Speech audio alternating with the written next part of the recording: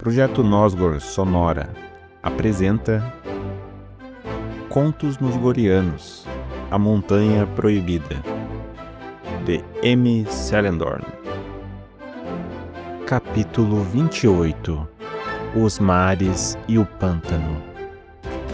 Ninguém é imparcial, nem mesmo os céus. A tarde era cinzenta. Há um dia, os filhos de Elgar partiram rumo à perigosa caçada. Egnaron teve de sacrificar seu cavalo às margens do rio Adros, e Artongel perdeu sua montaria em meio a uma tumultuosa manada de mastodontes. Enquanto isso, a embarcação de Artongil cruzava a fronteira de Nosgard e adentrava o grande oceano. Desde o início da noite anterior, o navio percorreu toda a extensão do Rio Branco até alcançar a vastidão do Oceano Azul. O dia estava nebuloso. As nuvens escuras no horizonte, ao leste, eram sinal de uma forte tormenta. Temendo a possível tempestade, Artongil, ainda às escondidas, fez uma prece aos deuses, solicitando a calmaria das águas e a segurança do navio onde se encontrava. Pela primeira vez, desde o início dos recentes acontecimentos em Nosgor, os deuses de Gildain manifestaram, cada um, sua preferência aos filhos competidores de Elgar. Embora não demonstrassem com clareza, gradualmente, Lúthien, a deusa da luz, percebeu que seus irmãos não estavam tão imparciais como antes. No princípio, a inclinação dos deuses era incerta, porém, ao longo do tempo, foi possível conhecer a predileção de cada um. Ressael, deus das montanhas e da força, viu em Egnaron um grande potencial. Logo, decidiu acolhê-lo como seu preferido dentre os 4 filhos de Elgar que ainda competiam. Netiel, a Dama dos Ventos, observou certas características suas em Artongel e por isso passou a admirá-lo com maior zelo. Quanto ao deus Isoldur, senhor do fogo, ainda que sentisse certo receio perante o comportamento de Ankar, afeiçoou-se ao primogênito de Elgar, tão tempestuoso quanto ele mesmo. Goratur, senhor das águas, elegeu Artongil como seu escolhido, até porque este filho de Elgar viajava sobre suas plácidas águas. E por fim, Lúthien, a deusa da luz, prometeu manter-se imparcial. Segundo ela, seu apreço era dividido a todas as criaturas vivas, tanto anões quanto gigantes, tanto o filho mais jovem quanto o mais velho filho de Elgar. Ela preferiu abster-se, desejando sorte aos 4 competidores. Todos eles serão iluminados por minha luz, sempre que possível, revelou Lúthien, protetora e benevolente. A partir desta premissa de que os deuses estariam íntimos à competição de Elgar, Nosgor iniciou uma fase de desequilíbrio mais acentuada. Os criadores sabiam que não deveriam interferir nos pensamentos e emoções dos competidores. Contudo, amparo aos escolhidos e obstáculos aos adversários eram hipóteses bastante previsíveis. A névoa da dúvida e animosidade pairou sobre Gildain e imediatamente sobre Nosgor. Os próximos dias poderiam decidir o futuro dos povos e da própria existência do mundo. As emoções mortais pulsam intensamente e influenciam os fluxos de vida, morte, magia, tempo e destino, embora ninguém perceba isso ainda. E a competição entre os filhos de Elgar prosseguia. A prece de Artongil teve fé suficiente para alcançar a audição de Goratur. O Deus, piedoso por seu eleito, acalmou o impulso das nuvens de chuva e impediu a forte tempestade. No entanto, Netiel e Ressael tiveram uma discussão acalorada sobre qual competidor sagrar-se-ia o vencedor, e isso acabou afetando o mundo de Nosgor. Os ventos de Netiel sopraram com intensidade e as águas agitaram-se fervorosamente. A terra de Ressael, no fundo dos mares, tremeu. Por mais que Goratur tentasse, suas águas tornaram-se incontroláveis aos seus poderes. O desentendimento entre a deusa dos ventos e o deus da terra superou a proteção de Goratur sobre seu escolhido. A repentina ventania e turbulência das águas causaram estranheza aos tripulantes do navio. Eles não acreditavam ser possível um tumulto no oceano sem a vinda de uma forte tempestade. Artongil nada entendia de navegação, muito menos conhecia algo sobre situações climáticas. Porém, até para ele, a revolta dos mares era inquietante. Mal ele sabia que Goratur havia escutado sua prece. Mas a discussão entre Netiel e Ressael foi mais intensa. Os ventos fortes de Netiel pareciam desafiar a grandiosidade do oceano de Goratur. O alvoroço do oceano deixou os viajantes do navio atônitos. Artongil, desesperado, correu para o convés da embarcação e revelou-se a todos. Ele desejava passar tranquilidade às pessoas desamparadas. Ele desejava agir como um verdadeiro líder em meio ao pânico. Vejam, é o mestre Artongil, muitos disseram ao ver o filho de Elgar. Determinado, Artongil conduzia as pessoas ao abrigo do navio e lhes ofertava palavras de tranquilidade e esperança. Muitos se acalmaram. Contudo, os mais sensatos perceberam que a segurança da embarcação estava ameaçada. Embora a presença de Artongil tenha amenizado a aflição dos passageiros, a habilidade dos tripulantes do navio era mais importante naquele momento. As ondas revoltas agitavam e sacudiam a embarcação com fúria.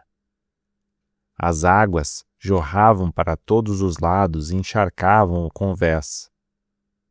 O capitão continuava firme ao lado do timoneiro, enquanto o contramestre corria de um lado a outro dando ordens aos tripulantes. As velas, içadas no topo do mastro, foram baixadas, pois o impetuoso vento soprava para o oeste, direção contrária do destino do navio. A partir daquele instante, a tração do navio foi direcionada para os remos. No pavimento inferior ao convés, 40 remadores puseram-se a trabalhar contra o ímpeto do mar exaltado. Artongil manteve-se firme ao lado do capitão. Os dois encaravam a fúria dos ventos e das águas com um semblante rígido e preocupado. O navio balançava freneticamente a cada onda revolta que se chocava contra seu casco. "O navio poderá suportar, capitão?" gritou o filho de Elgar, apreensivo com toda a situação. "Não posso afirmar nada com certeza, mestre Artongil", respondeu o capitão, visivelmente inquieto.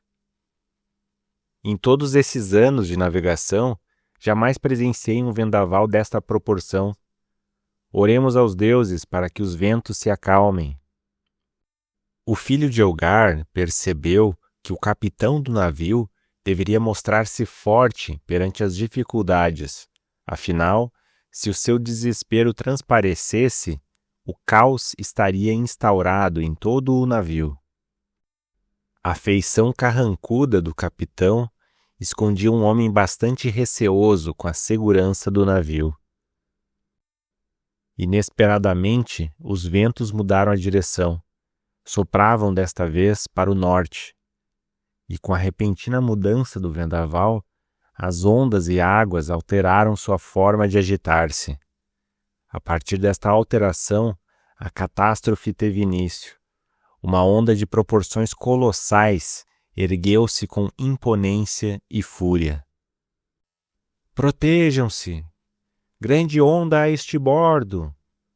bradou o capitão, antes de ver a grande onda cair sobre si e seu navio. A violência das águas foi devastadora. O naufrágio era inevitável diante de tão furiosos ventos e ondas do mar. Artondil foi arremessado para trás, antes de perder a consciência e afundar em meio às águas bravias. A gigantesca onda rebentou exatamente sobre a embarcação dos humanos e a puxou para o fundo do oceano. Goratur lamentou do alto de Gildaim. A discussão de seus irmãos ecoou contra seu escolhido. A força do Deus das águas não foi suficiente para suportar e confrontar os ventos de Nethiel e os tremores de terra de Ressael. Foi desolador observar a pequena embarcação de humanos perdendo-se na imensidão do oceano. Goratur nada poderia fazer para reparar aquela situação, pelo menos por enquanto. No grandioso jogo dos deuses, os mortais dificilmente venceriam. Por mais que não percebessem ou admitissem, era evidente que os criadores incorporaram algumas emoções dos mortais. Os deuses disputavam e discutiam para encontrar vencedores e perdedores. A primitiva ideia de Elgar, com sua competição entre os humanos, transcendeu aos céus. Os ânimos de Gildaim exaltavam-se com fervor. Nethiel e Ressael não se orgulharam de seus tempestuosos feitos, mas Goratur, desolado, reclamou por justiça. Artondil e as pessoas da embarcação estavam em grande perigo. Não fosse por Nethiel e Ressael, todos estariam sãos e salvos rumo ao leste. Lúthien, eximida de toda a ocasião, manteve-se calada em seu trono áureo. Quanto a Isoldur, ele interveio, ponderando sobre a situação decorrida. "Vocês precisam manter a ordem", irrompeu o Deus do Fogo, estrondoso. "Esta disputa não deve ser nossa. Não devemos nos deixar levar por rivalidades. Devemos manter-nos centrados, irmãos." Os irmãos consentiram, pois as palavras de Isoldur eram como lei. O Deus do Fogo era como o juiz que sentenciava punições e absolvições aos mortais. Dentre os deuses não era diferente. As decisões dos 5 sempre foram avaliadas por ele. Isoldur era o reflexo patriarcal de Galandur, o grande pai. Em Nosgor, a esperança prevalece até mesmo nos piores desastres. Pelas mãos incertas, provavelmente, do destino, 3 desconhecidas embarcações passaram pelo local da catástrofe e recolheram os sobreviventes do naufrágio, que boiavam agarrados em destroços do navio, espalhados por aqui e acolá. Os ventos não eram violentos como antes, tais quais as águas oceânicas. Agora o mar oscilava sereno. As nuvens deram lugar ao sol e o resgate foi todo iluminado pela fulgurante luz do dia. Os sobreviventes foram levados a salvo do local do naufrágio. O navio naufragado afundou em águas profundas, em meio ao grande oceano, no centro dos mares nosgorianos.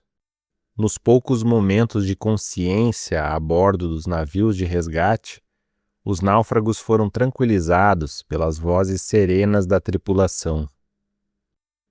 "Fique tranquilo, você está seguro", diziam eles, transmitindo paz. E os sobreviventes humanos sentiram-se acalentados por alguns dias, até as 3 embarcações alcançarem Goregard. Quanto a Arton Gil, ninguém comentou nada sobre ele, pois os resgatadores acreditavam ter resgatado a todos. O filho de Elgar manteve-se esquecido e perdido no completo e profundo silêncio das águas de Goratur. O pressentimento de Idian em Brava Margem não teria ocorrido por acaso. A mãe de Arton Gil sentiu um aperto em seu peito no exato instante em que a embarcação dos humanos era afundada pela grande onda no oceano. Sem entender, a velha dama pôs-se a chorar copiosamente. Observando a cena, Elgar aproximou-se e questionou a esposa sobre seu pranto inesperado e abundante. "São nossos filhos, Elgar", respondeu Idian, chorosa. "Um de nossos filhos corre grande perigo." "Acalme-se, meu amor", disse o Senhor dos Humanos, sereno. "Eles estão bem, não se preocupe. Pela graça dos céus, eles estão em segurança. Além disso, eles estão longe de casa há apenas um dia." "Que tu estejas certo, marido", desejou a senhora, incerta. "Desde que nossos filhos partiram, sinto uma sombra crescente em meus pensamentos. Sinto um medo muito grande dentro de meu coração." "Nada tema, Idian, querida", irrompeu Elgar, carinhoso. "Estarei a teu lado te protegendo em todos os momentos. E quanto a nossos filhos, não se preocupe, eles ficarão bem, afinal, eles são sangue de meu sangue." As palavras de Elgar foram calmantes aos anseios de sua esposa. O Senhor dos Humanos não poderia imaginar, mas as suspeitas de Idian quanto à segurança dos filhos era pertinente, pois o navio de Arton Gil havia naufragado. No entanto, enquanto não tivessem conhecimento da tragédia, o casal manter-se-ia tranquilo. As incertezas e angústias não recaíam somente sobre os pensamentos da esposa de Elgar. Não muito distante da casa do Senhor dos Humanos, estava o mago Galdor, reflexivo e preocupado. Todos os recentes acontecimentos o tiravam o sono e a tranquilidade. Não bastassem as previsões obscuras trazidas por Zaros acerca da competição de Elgar, os fatos decorridos na ilha de Portos, envolvendo as Górigas e o possível ressurgimento de Betel, filho de seu desafeto Dovanor, eram perturbadores. Um envelope surrado jazia sobre a mesa do mago. 4 palavras manuscritas destacavam-se no pequeno pedaço de papel. "Para Galdor, leia sozinho." O mago retirou o conteúdo do envelope e começou a reler aquele texto, o qual já havia lido inúmeras vezes antes. E as palavras retumbavam em sua mente. Afinal, ele mesmo reproduziu aqueles escritos em fumaça mágica, a fim de persuadir Elgar a encerrar a competição. O texto, chamado Crepúsculo de Sombras, voltava a consumir os pensamentos de Galdor. As frases tinham mais sentido agora do que no momento em que o mago as ouviu pela primeira vez. Comparando suas ideias às opiniões escritas por Zaros no mesmo pergaminho, Galdor percebeu: das 7 frases descritas na inscrição extraída do Nosgorion, 4 eram bastante claras. As últimas 3 ainda estavam cercadas de mistério. Contudo, os indícios e sinais estavam mais nítidos. O mago tratou de desvendar, pelo menos, a 5ª frase. A disputa pelo poder alimentará a maldição. Representa certamente a competição de Elgar. Iniciou o mago, repetindo para si mesmo, em voz alta, os trechos do texto. O primeiro, sendo o último, perderá a razão. Pode referir-se a Ankar. Ele foi o último colocado na 3ª etapa da corrida. A razão, confusa e inquieta, tornar-se-á completamente sombria. Logo, se sua razão tornar-se confusa com todos os acontecimentos, ele será tomado de pensamentos sombrios. E as inscrições começavam a fazer mais sentido com a realidade, ao entendimento de Galdor. O que instigou os pensamentos do grande mago foi o fragmento seguinte, a 6ª frase da inscrição. O pacto negro anunciará medo, ira, desordem, dor e trevas. Independente do que este tal pacto represente, ele não soa muito auspicioso, a meu ver. Sussurrou Galdor, pensativo. Ankar deve ser vigiado de perto. Creio que ele esteja relacionado a esses presságios. Do alto das colinas escarlates, o cavaleiro de vestes brancas sobre as costas de seu cavalo negro rumou em direção ao pântano da agonia, seguindo o curso do Rio Vermelho. Com o escudo da serpente preso às costas, Ankar estava determinado em realizar sua missão de encontrar o dragão Laefel. Nas proximidades do pântano, o primogênito de Elgar pôde perceber a drástica mudança na atmosfera. O ar era denso, carregado e mal cheiroso. Todo o ambiente era úmido, com poças de lodo espalhadas até onde a visão alcançasse. O solo mais apropriado para caminhar era lamacento, e em alguns locais era até atoladiço. Se a pé a caminhada parecia difícil, a cavalo deveria ser pior, justamente pelo grande porte e peso do animal. Na entrada do vasto brejo, com o Rio Vermelho a seu lado, Ankar decidiu abandonar seu cavalo e iniciar a pé sua jornada pelo local. Equipou-se com sua lança, prendeu a aljava de flechas e o arco às costas, junto ao escudo, e adentrou o desconhecido e misterioso lugar. Espero que em algum lugar deste charco repugnante eu possa encontrar o dragão. Murmurou o humano a si mesmo, sentindo repulsa pelo local. Uma fina névoa erguia-se das áreas alagadas, o que dificultava a visão de longa distância. Por isso, Ankar decidiu andar cautelosamente para prestar atenção em qualquer movimento à sua volta. Aquele era um local onde o primogênito de Elgar jamais estivera. Aliás, poucos eram os que se aventuravam por ali. Todo o cuidado era pouco. O Rio Vermelho seguia para o sul, porém, Ankar desistiu de segui-lo. Preferiu andar para o oeste, onde o ar era menos denso. As árvores do pântano tinham um aspecto peculiar. Seus troncos tortuosos estavam tomados de musgos e suas longas raízes sustentavam as árvores no solo lodoso. Os galhos mais altos eram repletos de ervas daninhas, que impediam a passagem da luz do sol, tornando o ambiente ainda mais obscuro e úmido. A vegetação rasteira era composta de cogumelos dos mais variados tamanhos e cores. Muitos deles deveriam envenenar ao simples toque.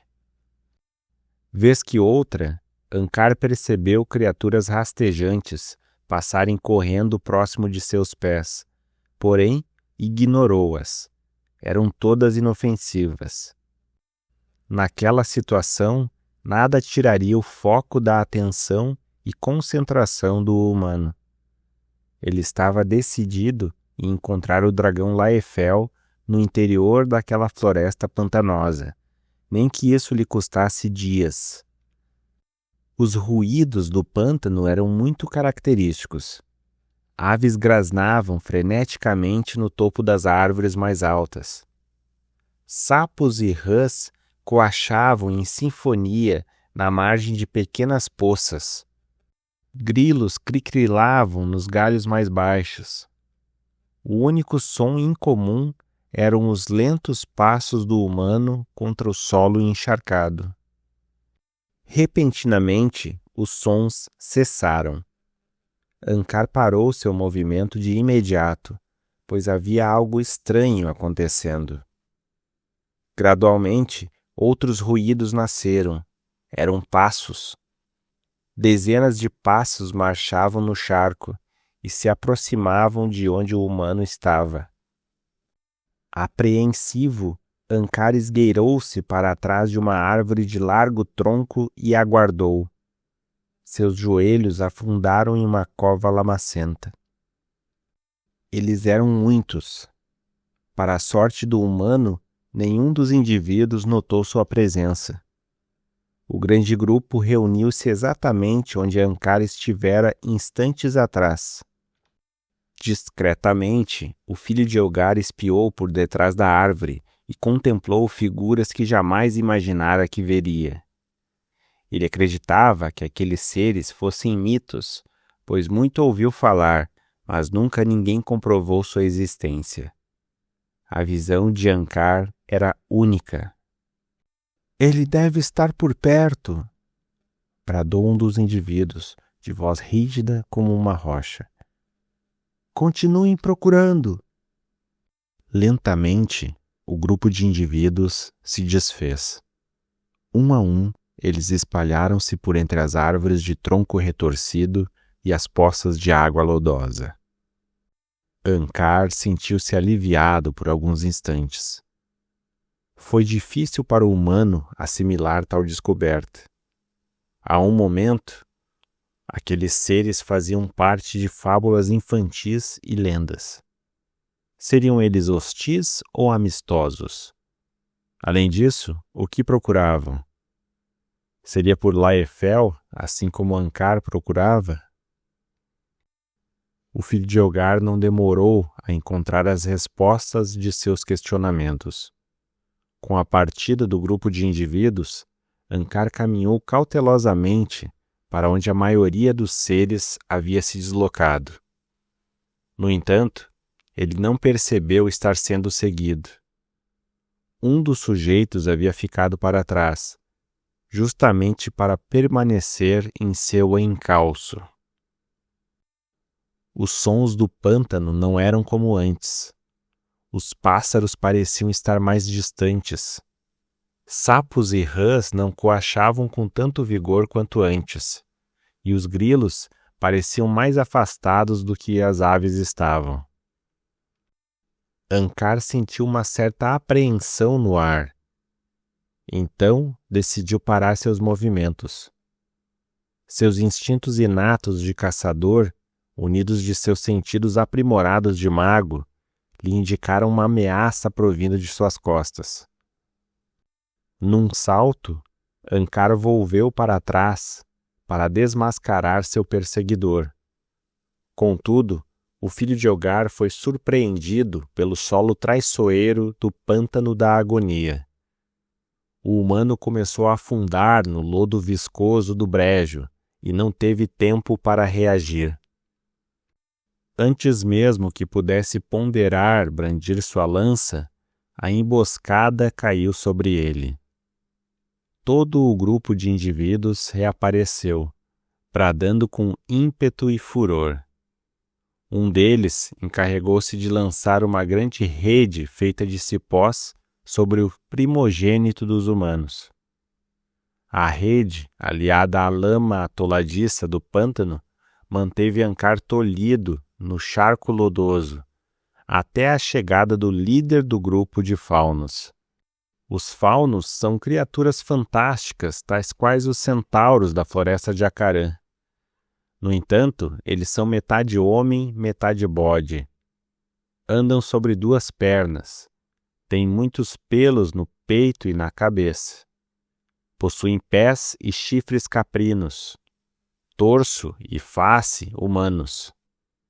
Os faunos vivem, principalmente, nas pradarias no centro de Númenor, mas costumam vagar pelas florestas e arredores. A lama mal cheirosa cobriu Ankar até a cintura. Sua roupa alva estava imunda. Ele agitou-se para tentar sair de seu cárcere, mas seus movimentos apenas pioravam a situação. Sua inquietude o fazia atolar mais e mais.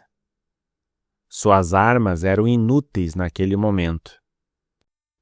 Ele tratou de largar a lança ao chão e aguardou. Após permanecer imóvel por um instante, apenas observando os indivíduos à sua volta, Ankar presenciou a chegada do líder de todos os faunos de Nosgor, Deleran. O grupo de faunos formava um círculo em torno do cativo Ankar. Com a chegada de Deleran, o círculo foi aberto para sua passagem. Os faunos geralmente têm baixa estatura, porém Deleran era alto e imponente. Seus traços eram cansados, porém muito vivazes.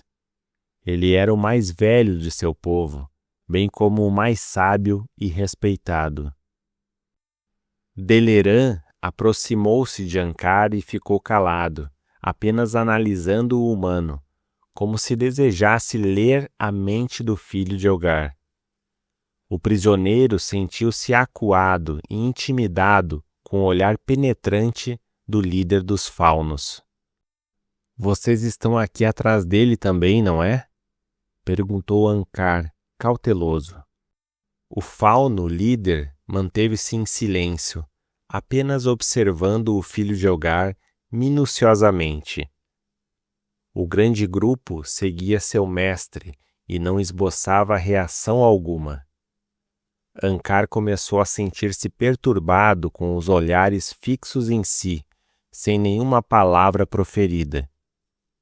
Ele sentiu uma forte vontade de conjurar uma magia para fugir do local. No entanto, o filho de Idian recordou-se de sua promessa. Não mais usaria magia durante a competição, por amor à sua mãe. "Vocês estão em busca de Laéfel também, não estão?" indagou Ankar, com um certo tom de rispidez na voz. Desta vez, os faunos pareceram importar-se com as palavras do humano. Deleran manifestou seu desafeto e abaixou-se até ficar face a face com o filho de Elgar, ainda preso à lama e à rede. "Não fosse por sua aura, você não representaria tudo aquilo que dizem", disse o líder dos faunos, com desdém. Seus alvos cabelos e seus olhos claros denotam pureza e altivez. "O que você está falando?" questionou Ankar, confuso. "Aura? Representar o que dizem? O que isso significa? Vocês não estão procurando pelo dragão condutor, assim como eu? Nosso propósito no pântano da agonia não é Laéfel", respondeu Deleran prontamente. "Estamos aqui por você." E Ankar ficou boquiaberto. Para sua surpresa, o indivíduo que os faunos tanto procuravam no pântano da agonia era exatamente ele. Nada daquilo fazia sentido para o humano. Aturdido, o primogênito de Elgar tentou argumentar o que de fato estava acontecendo. "Como?" exclamou Ankar. "Que afronta eu poderia ter cometido a seu povo, respeitável senhor?" "Não fale mais nada, filho de Elgar, irrompeu Deleran asperamente. Não temos tempo para esclarecimentos e justificativas. Acaran solicitou sua captura e o povo de Deleran atendeu. Você será levado ao nosso vilarejo, onde permanecerá enclausurado até segunda ordem. O quê? O senhor dos centauros exigiu meu aprisionamento? Perguntou o humano, ainda incerto sobre a situação. Pelos deuses, o que está acontecendo? Ankar não obteve nenhuma resposta. Nitidamente, o líder dos faunos tinha noção de que estava tratando com um dos filhos de Elgar, pois havia chamado Ankar de tal forma.